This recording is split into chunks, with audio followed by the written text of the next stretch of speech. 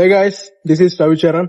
So ఇప్పుడే మూవీకి వెళ్ళొచ్చాను నేను. మూవీ మాత్రం మాస్ ఎక్స్ట్రాడినర్ గా ఉంది మూవీ మాత్రం. నాకు ఒక డౌట్ ఏంటంటే, బుచ్చిబాబు రామ్ చరణ్ గారిని ఎలా ఈ స్టోరీకి ఒప్పించారు అనేది నా డౌట్. ఎలా ఒప్పుకున్నాడు అసలు? ఎలా ఒప్పించారు? ఏం ప్రయత్నం చేసావా బుచ్చి మీరు? ఆ?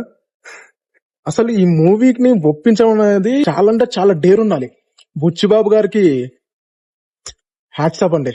చాలా ఎక్స్ట్రాడినర్ మూవీ ఇది. మేము అస్సలు ఎక్స్పెక్ట్ చేయలేదు ఇలాంటి స్టఫ్ అనేది తీసుకొస్తారు అని అయితే మాత్రం అస్సలు ఎక్స్పెక్ట్ చేయలేదు. ఎక్స్పెక్టేషన్స్ హైప్ పెట్టుకున్నది అయితే మాత్రం ఈ పెద్ద మూవీకే. కానీ పెద్ద మూవీ మాత్రం ఏ మాత్రం కూడా తగ్గలేదు.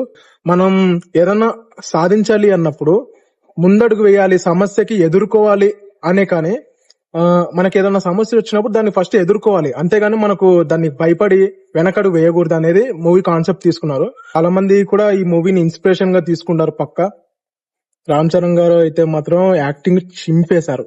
యాక్టింగ్ పర్ఫార్మెన్స్ ఎక్స్ట్రాడినర్ గా ఉంది. పక్కా బ్లాక్ బస్టర్ మూవీ అయితే ఏమాత్రం తగ్గదు.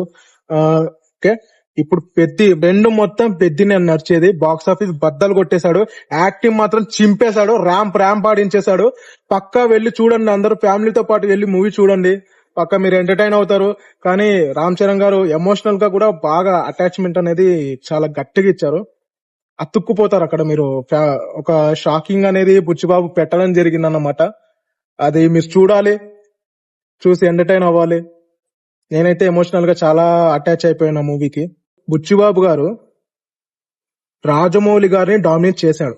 బయటికి మాత్రం పాజిటివ్ టాక్ తోనే వస్తారు, హిట్ అనుకుంటూనే వస్తారు. సో ఇంకేం చెప్పొచ్చేదేం లేదు. So love you all, by by, take care.